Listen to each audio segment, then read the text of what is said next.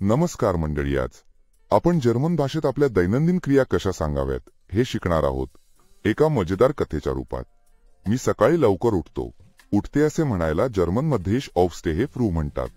इश ऑफस्टेहे फ्रू, मी लवकर उठते. नाश्ता करणे याला जर्मनमध्ये फ्रुस्ट्युकन म्हणतात आणि हा दिवसाचा एक महत्वाचा भाग आहे. इश फ्रुस्ट्युक नुस फ्रायटॅग, शुक्रवारी मी नाश्ता करतो.